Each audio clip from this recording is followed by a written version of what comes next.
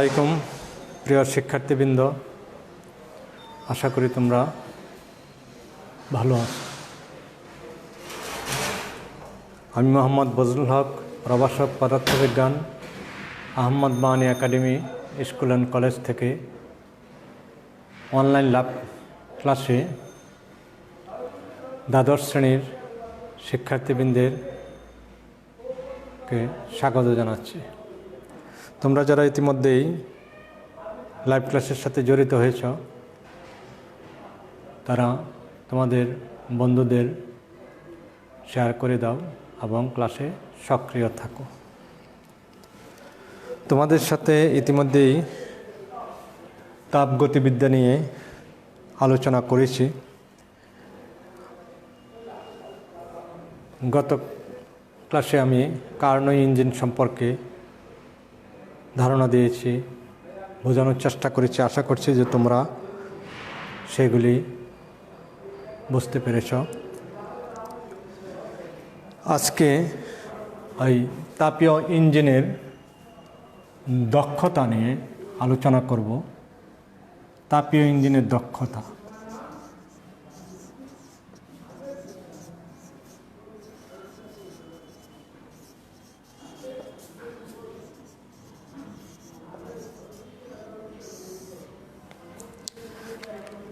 আজকের আলোচনায় আরেকটি বিষয় থাকবে, যেটা এনট্রপি। প্রথমে আমি তাপীয় ইঞ্জিনের দক্ষতা নিয়ে আলোচনা করছি।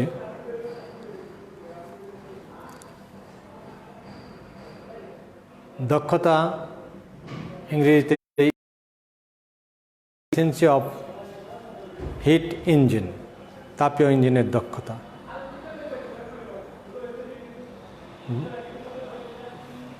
আর দক্ষতাকে এমনিতেই বোঝায় যে একটি কাজ বা কোনো কিছু, কোনো ব্যক্তি কত সূক্ষ্মভাবে এবং দ্রুততম সময়ে শেষ করতে পারে, সেটা দিয়ে তার দক্ষতা বোঝানো হয়। এটা জ্ঞান অর্জনের ক্ষেত্রে দক্ষতা, কাজ করার ক্ষেত্রে দক্ষতা, প্রতিটা বিষয়ে দক্ষতা আছে। কথা বলার ক্ষেত্রে দক্ষতা, শ্রবণের ক্ষেত্রে দক্ষতা। যে শিক্ষার্থীরা তোমরা একজন থেকে একটা বিষয় শুনলে, দেখা গেল যে একই সময় একজন বক্তা যা বলল, 5 জন শিক্ষার্থী তার শ্রবণ করল। এর মধ্যে পরবর্তী সময় 5 জনকে যদি জিজ্ঞাসা করা হয় যে বক্তা কি বললেন, দেখা যাবে যে এর মধ্যে একজন হুবহুব সম্পূর্ণ বলতে পারছে, আরেকজন তার চেয়ে কম, বা আরেকজন আরও কম, এরকম। তাইলে সবার দক্ষতা সেক্ষেত্রে একরকম নয়। তাহলে এইভাবেই আমরা ইঞ্জিনের ক্ষেত্রেও দক্ষতা আছে। ইঞ্জিনের ক্ষেত্রে দক্ষতাটা কি, যে ইঞ্জিনে যতটুকু তাপ সরবরাহ করা হবে, ইঞ্জিনের কাজ হলো তাপ শক্তিকে যান্ত্রিক শক্তিতে রূপান্তর। এখন আমরা যে তাপ সরবরাহ করছি, সেই তাপের কতটুকু অংশ ইঞ্জিন কাজে লাগাতে পারল, সেটা দিয়ে তার দক্ষতা, ইঞ্জিনের দক্ষতা নির্ণয় করা হয়। যে একটা ইঞ্জিনে প্রদত্ত তাপশক্তি এবং যে পরিমাণ ব্যয়িত হলো তাপশক্তি, কাজে রূপান্তরিত হলো, তার যে অনুপাত, সেই অনুপাতটাকে বলা হয় দক্ষতা। যে একটা ইঞ্জিনে আমরা কাজ করার জন্য, তাপশক্তিকে যান্ত্রিক শক্তিতে রূপান্তরিত করার জন্য উৎস থেকে কিছু পরিমাণ তাপ এখানে সাপ্লাই দেওয়া হবে, সরবরাহ করা হবে। এখন ইঞ্জিনে কাজ হলো সেই তাপটাকে কাজে রূপান্তরিত করা। ইঞ্জিন সেটাকে কাজে রূপান্তরিত করবে তাপকে। দেখা যাচ্ছে যে তাপের কিছু অংশ কাজে রূপান্তরিত হলো, আর কিছু অংশ কাজে রূপান্তরিত হলো না। তাহলে সেই ক্ষেত্রে যতটুকু অংশ কাজে রূপান্তরিত হলো, সেই অংশটুকু এবং মোট যে সরবরাহ করা হলো তাপের পরিমাণ, তার অনুপাতটাই হলো দক্ষতা। তাইলে দক্ষতাকে আমরা প্রকাশ করি একটা চিহ্নের সাহায্যে, প্রতীকের সাহায্যে। এটাকে ইটা ইকুয়াল টু মোট ব্যয়িত শক্তি, মোট ব্যয়িত শক্তি বা তাপ, আর মোট প্রদত্ত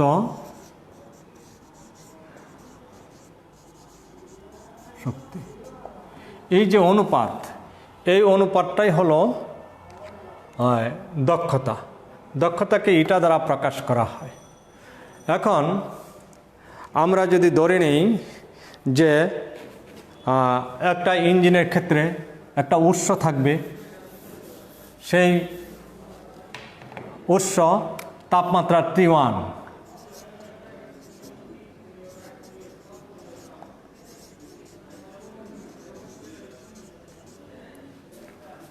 উৎসের তাপমাত্রা T1 এবং সরবরাহকৃত তাপের পরিমাণ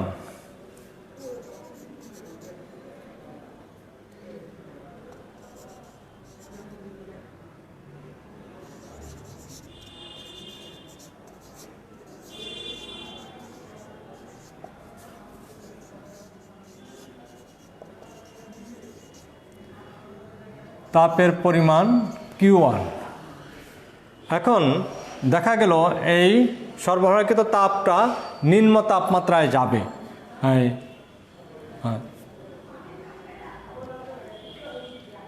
ব্যয়িত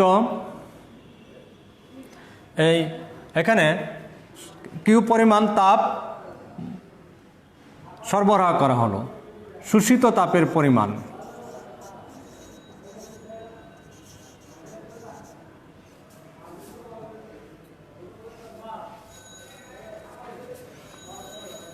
এখন এই কিছু পরিমাণ তাপ কাজে ব্যয় করার পর দেখা গেল কিছু পরিমাণ অবশিষ্ট থাকছে। সেই অবশিষ্ট তাপের পরিমাণ Q2 এবং যে বস্তুতে তাপ সরবরাহ করা হলো সেটার তাপমাত্রা নিম্ন তাপমাত্রা T2 তাপমাত্রায় এই Q1 পরিমাণ তাপকে সরবরাহ করা হলো। তাহলে সেই ক্ষেত্রে আমরা যদি দেখি যে এখানে Q1 পরিমাণ তাপ, Q2 পরিমাণ তাপ অবশিষ্ট রয়ে গেল, তাহলে এই ক্ষেত্রে আমরা কাজের পরিমাণটা কি পাই?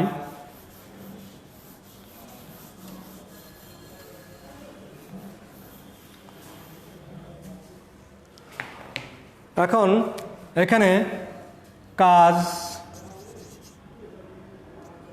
W equal to Q1 minus Q2। তাহলে দক্ষতা ইটা ইকুয়াল টু মোটকৃত কাজ ডিভাইডেড বাই যে পরিমাণ তাপ সরবরাহ করা হলো। যে এখানে কিউ পরিমাণ তাপ, 1 পরিমাণ তাপ সরবরাহ করা হলো। তাহলে এখানে কৃত কাজের পরিমাণ W ইকুয়াল টু আমরা লিখতে পারি Q1 minus Q2 divided by Q1। এটাকে যদি আমরা Q1 দ্বারা ভাগ করি তাহলে এই পর্যায়ে লেখা যায় Q2 বাই Q1। তাহলে দক্ষতা ইটা ইকুয়াল টু আমরা পেয়ে গেলাম Q2 বাই Q1। এখান থেকে দক্ষতা আমরা বলতে পারি যে এই তাপ দিয়ে যদি আমরা যে পরিমাণ তাপ কাজে রূপান্তরিত হলো আর যে পরিমাণ তাপ সরবরাহ করা হলো সেই দুটার যে অনুপাত, সেই অনুপাতটাই হলো দক্ষতা। তাহলে দক্ষতা অবশেষে আমরা কি দাঁড়ালো যে এটাকে আমরা লিখতে পারি যে eta equal to Q1 eta equal to 1 minus Q2 by Q1। এটুকু দিয়ে আমরা দক্ষতাকে প্রকাশ করতে পারি। আর এক্ষেত্রে আমরা দেখি যে ওই T1 উৎস থেকে Q1 পরিমাণ তাপ সরবরাহ করা হলো, আর T2 উৎসে Q2 পরিমাণ তাপ শোষিত হলো, আর বাকিটা কাজে ব্যয় হলো। তাহলে এই ক্ষেত্রে এই তাপের ক্ষেত্রে সেটা আমরা লিখতে পারি Q1/T1 = Q2/T2। এটা থেকে লেখা যায় বা T2/T1 = Q2/Q1। তাহলে এখানে আমরা দেখতেছি যে T2/T1 তাপমাত্রা ক্ষেত্রে যদি নেই, তাহলে দেখা যায় যে তাপমাত্রা এবং তাপের যে অনুপাত, সেই অনুপাত দুটি অনুপাত ধ্রুবক এক্ষেত্রে। সুতরাং Q1/T1 = Q2/T2 এটা আমরা লিখতে পারি। তার থেকে আমরা লিখতে পারি যে এই Q2/Q1 = T2/T1। এখন যদি আমরা এই সমীকরণে বসিয়ে দিই যে বা এটা আমরা তখন লিখতে পারি 1 - T2/T1। তাহলে এক্ষেত্রে তাপমাত্রা দিয়েও লেখা যাচ্ছে এবং তাপ দিয়েও লেখা যাচ্ছে যে এটা = 1 - Q2/Q1।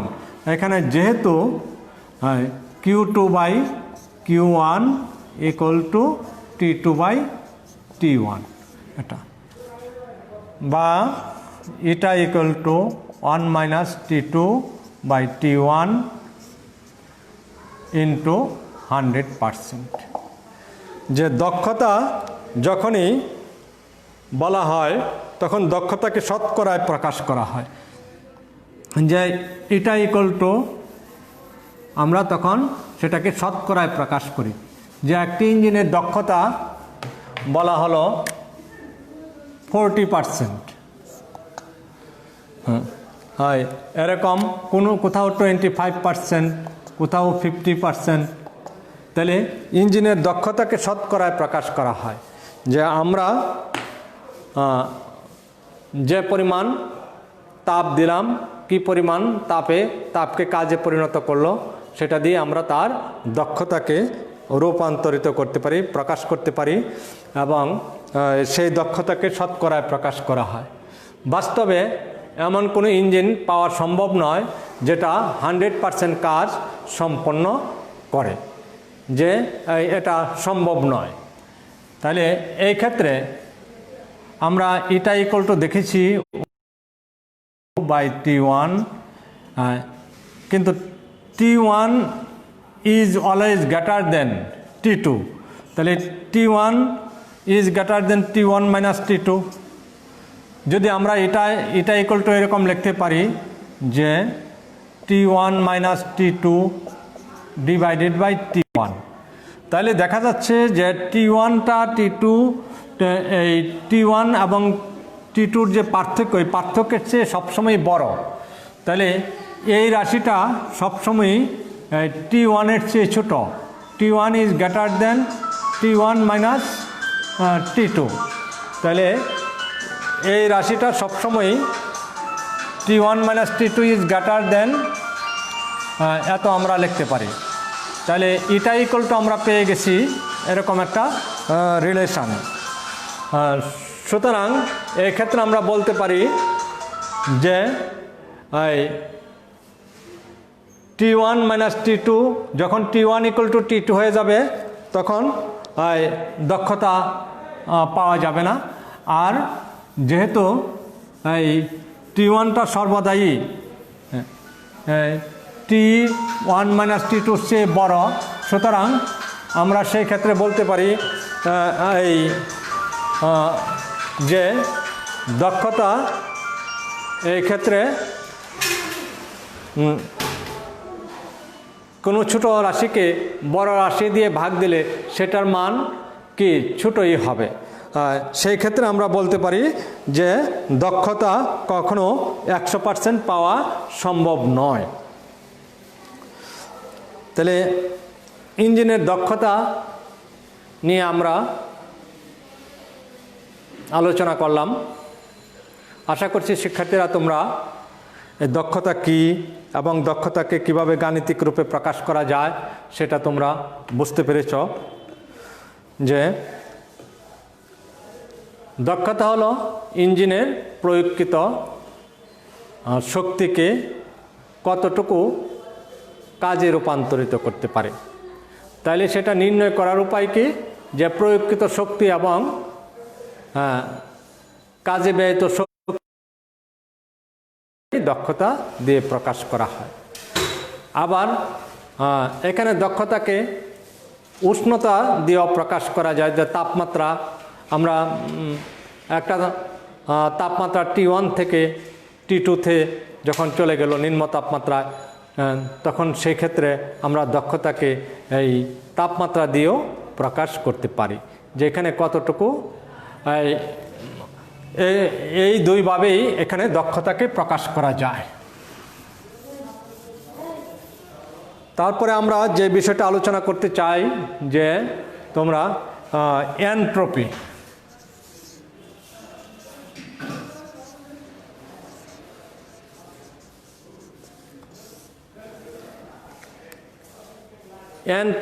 এনট্রপি এখানে যে তাপের আদান প্রদান তোমরা ইতিমধ্যে দেখেছ, যে একটা গরম বস্তু যদি থাকে, সেই বস্তুটাকে যদি ঠান্ডা বস্তুর সাথে তাপীয় সংযোগ দেওয়া হয়, তাহলে সেই ক্ষেত্রে একটি তাপ হারায় আর একটি তাপ গ্রহণ করে। এখন যদি দুইটি বস্তুরই তাপমাত্রা সমান হয়ে যায়, তখন তাপের আদান প্রদান সংগঠিত হয় না।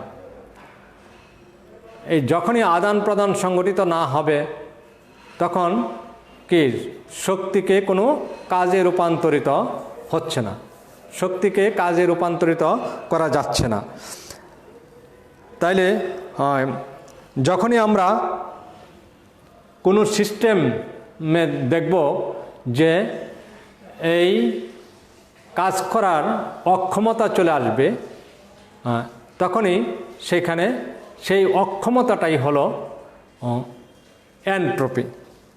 যে কোনো একটা সিস্টেমে শক্তি রূপান্তরের যে অক্ষমতা, কোনো সিস্টেমের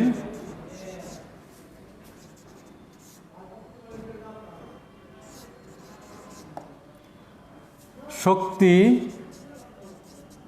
রূপান্তরের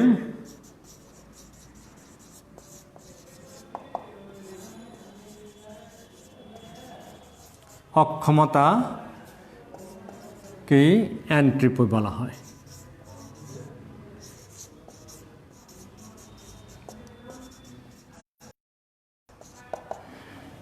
যে শক্তিটা আর রূপান্তরিত হচ্ছে না, শক্তি কাজে রূপান্তরিত হতে পারছে না, তার মানে দেখা যায় যে শক্তি কাজে রূপান্তরিত হতে না পারাটাই হলো এনট্রপি একটা সিস্টেম।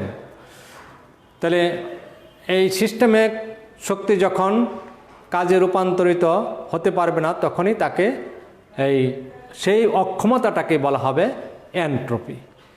তাহলে এনট্রপি আমরা পরিমাপ করতে চাই, এনট্রপিকে কিভাবে পরিমাপ করা যায়। কোনো একটা সিস্টেমে গৃহীত বা বর্জিত তাপের তাপমাত্রার সাথে যদি আমরা এটাকে ভাগ দিয়ে দেই, তাহলে এনট্রপি পাওয়া যাবে। যে তাপমাত্রার সাথে তাপের পরিবর্তনের হারটাকে এনট্রপি দ্বারা প্রকাশ করা হয়। তাপমাত্রার সাথে বা তাপমাত্রার সাপেক্ষে তাপের পরিবর্তনের হারটাকেই এনট্রপি বলা হয়। যেমন একটা স্থির তাপমাত্রা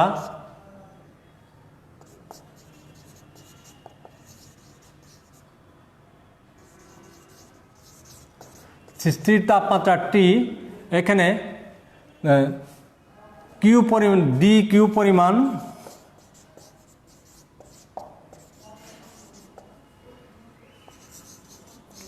তাপ সরবরাহ হলো।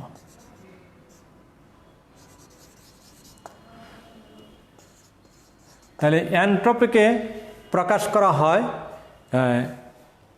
ডিএস দিয়ে বা ডেল্টা এস দিয়ে এনট্রপিকে প্রকাশ করা হয়। তাহলে সেই এনট্রপি ডিএস ইকুয়াল টু তখন আমরা লিখতে পারি ডি কিউ বাই টি, যে এই তাপমাত্রার সাথে তাপের পরিবর্তনের হার, সেই পরিবর্তনের হারটাই হলো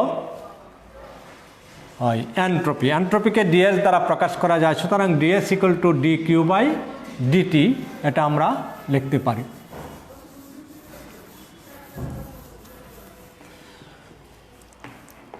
এখন যদি তাপমাত্রা পরিবর্তন না হয়, যে এখানে এই সরবরাহকৃত তাপের পরিমাণ 0 হলো, তাহলে এনট্রপি কী হবে? DS equal to D Q by T, 0 by T, that is 0। যখনই এই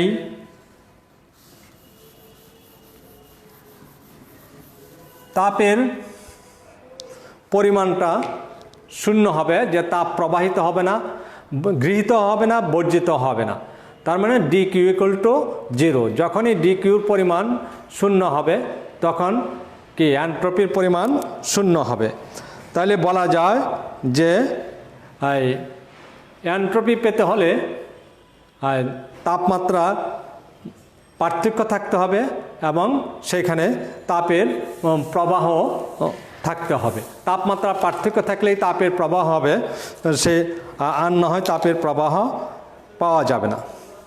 এখন এনট্রপিকে আমরা যদি আরেকটু পরিমাপ করার চেষ্টা করি, যে এক্ষেত্রে একটা সূত্রের সাহায্যে, যে কোনো একটা বস্তুর ভর স্থির তাপমাত্রায়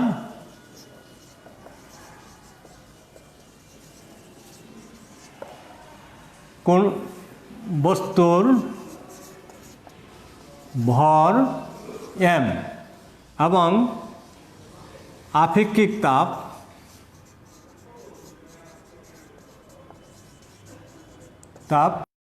s, তাহলে এই ক্ষেত্রে তাপমাত্রা আমরা যদি দেখি, T1 তাপমাত্রায় পরিবর্তিত হয়ে T2-তে উন্নীত হলো। তাহলে এই ক্ষেত্রে তাতে করে কিছু পরিমাণ তাপ পাওয়া গেল, সেই তাপের পরিমাণ ডি কিউ। এখন এই অধ্যায়ের প্রথম দিকে আমি আলোচনা করেছিলাম যে Q equal to M S del theta বা M S D theta del theta অথবা এম এস ডেল টি। কেমন? থিটা দিয়েও তাপমাত্রা প্রকাশ করা হয়, টি দিয়েও তাপমাত্রা প্রকাশ করা হয়, এইভাবে লেখা যায়। তাহলে এখানে যে তাপের পরিমাণ, সেই তাপের পরিমাণটা যদি চিন্তা করি, তাপমাত্রা পার্থক্য কত হলো? তাপমাত্রা পার্থক্য হলো T1 মাইনাস T2, এইটুকু তাপমাত্রা পার্থক্য। এটাকে আমরা এই তাপমাত্রা পার্থক্যকে ডিটি দিয়ে প্রকাশ করলাম, যে তাপমাত্রা বৃদ্ধি বা হ্রাস, এখানে হ্রাস হলো, এই জন্য DT equal to T1 minus T2। এখানে গৃহীত বা বর্জিত তাপের পরিমাণ ডি কিউ। তাহলে ডি কিউ যদি হয়, সেই ক্ষেত্রে আমরা লিখতে পারি এম এস, তাপমাত্রা পার্থক্য হলো ডিটি, তাহলে এই ক্ষেত্রে ডিটি, যে D Q equal to M S DT, এইটুকু আমরা এখান থেকে পেয়ে যাই। এখন এনট্রপির ক্ষেত্রে আমরা যেটা দেখতে পাই, যে এনট্রপি যদি এখানে ডেল এস হয়, তখন আমরা এই অল্প T1 T2 D Q by টি, যে এন্ট্রপি ইকুয়াল টু তাপের তাপমাত্রার সাথে পরিবর্তনের যে হার, সেই হারটাকেই বলা হবে এন্ট্রপি। তাহলে আমরা এই ক্ষেত্রে লিখতে পারি ডেল এস ইকুয়াল টু, এখানে লিমিট T1 টু T2, অল্প এটাকে ছোটোর থেকে বড়োর দিকে রূপান্তরিত করার জন্য আমরা ইন্টিগ্রেশন ব্যবহার করি। এই ক্ষেত্রে আমরা লিখতে পারি T1 T2 ডিকিউর পরিবর্তে লেখা যায় ms dt। কিছুক্ষণ আগে যেটা আমরা লিখলাম যে d ms dt, ডিকিউর পরিবর্তে, আর এখানে t থাকলো। এখানে দেখা যাচ্ছে যে ms এটা ইন্টিগ্রেশন হবে না, এটা কি ধ্রুবক হিসাবে এদিকে থেকে যাবে।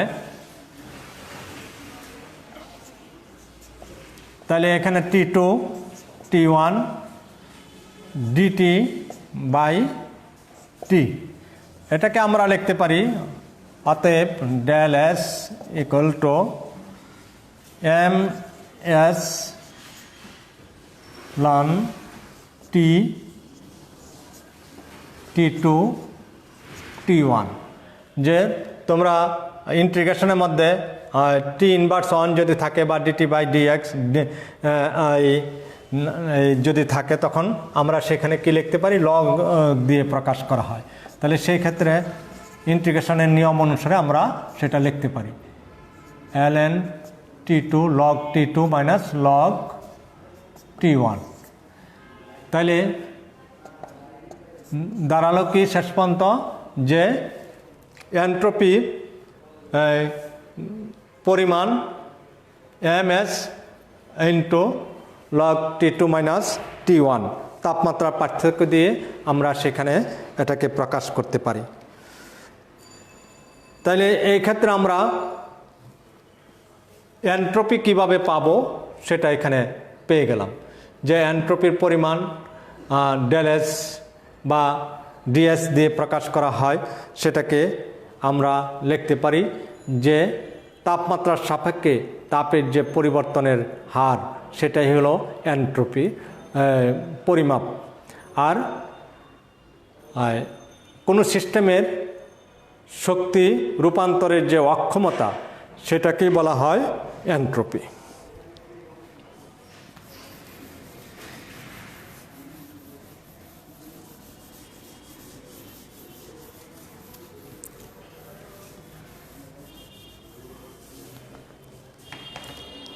তাহলে এক্ষেত্রে এন্ট্রপি যে পরিবর্তন, এন্ট্রপি শক্তি রূপান্তরের অক্ষমতা, এটার দিকে যদি তাকাই, যে পৃথিবীতে যে সমস্ত স্বতঃস্ফূর্ত ঘটনা আছে সবগুলি কি সাম্যর দিকে এগিয়ে যাচ্ছে, সাম্যতার দিকে। যে একটি গরম বস্তু আর একটি ঠান্ডা বস্তুর সাথে যখন আমরা তাপীয় সংস্পর্শে রাখি, তাপের আদান প্রদান হয় ততক্ষণ পর্যন্ত যতক্ষণ না পর্যন্ত তাপমাত্রার পার্থক্য সমান না হয়। যখনই তাপমাত্রা সমান হয়ে গেল, তখনই তাপের প্রবাহ বন্ধ হয়ে যায়। তাহলে সাম্য অবস্থায় পৌঁছলে এন্ট্রপির পরিমাণ সবচেয়ে বেশি হবে, আর সবচেয়ে বেশি এন্ট্রপি হয়ে যাওয়ার পর আর কোনো এন্ট্রপি পাওয়া যাবে না। তাহলে এন্ট্রপি যদি পাওয়া না যায়, তাহলে তাপকে কাজে রূপান্তরিত করা যাবে না। এন্ট্রপি রূপান্তর আর কাজে আর রূপান্তরিত হচ্ছে না তাপ। সেই ক্ষেত্রে যখনই কাজ না পাওয়া যাবে, তখন একটি তাপীয় মৃত্যু বলা হয়। সেক্ষেত্রে পৃথিবীতে সমস্ত স্বতঃস্ফূর্ত ঘটনাগুলি যেগুলি সংঘটিত হচ্ছে, সেইগুলি প্রত্যেকটাই তার সাম্য অবস্থার দিকে ধাবিত হচ্ছে। সাম্য অবস্থায় পৌঁছে গেলেই আর সেই ক্ষেত্রে তাপকে কাজে রূপান্তরিত হবে না। যখনই এই অবস্থা সৃষ্টি হবে, তখন কোনো কাজ পাওয়া যাবে না। আর সেই ক্ষেত্রে এই পৃথিবী বা এই জগৎটাকে তখন বলা হয় তাপীয় মৃত্যু। যে যখনই তাপকে কাজে রূপান্তরিত হবে না পৃথিবীতে, তখন যে অবস্থা বিরাজমান করবে সেই অবস্থাটাকে পৃথিবীর বা জগতের তাপীয় মৃত্যু হিসাবে আখ্যায়িত করা হয়। তাহলে এই এন্ট্রপি দিয়ে আমরা এটাকে ব্যাখ্যা করতে পারি। আর এন্ট্রপির সর্বোচ্চ মান পাওয়া যাবে যখন সাম্য অবস্থায় পৌঁছাবে সেই অবস্থায়। আর সাম্য অবস্থা পৌঁছানোর পর আর কোনো এন্ট্রপি পাওয়া যাবে না। তো প্রিয় শিক্ষার্থীবৃন্দ, আশা করি তোমরা এই তাপীয় ইঞ্জিনের দক্ষতা কি এবং দক্ষতাকে কিভাবে প্রকাশ করা যায় সেটা তোমরা বুঝতে পেরেছ। তারপরে এন্ট্রপি কাকে বলে, এন্ট্রপিকে আমরা কিভাবে প্রকাশ করতে পারি, এন্ট্রপির গাণিতিক রিলেশনগুলি কি হবে, যে এখানে আমরা সংক্ষিপ্তভাবে একটা দেখেছি যে dS = dQ/T এন্ট্রপির পরিমাণ।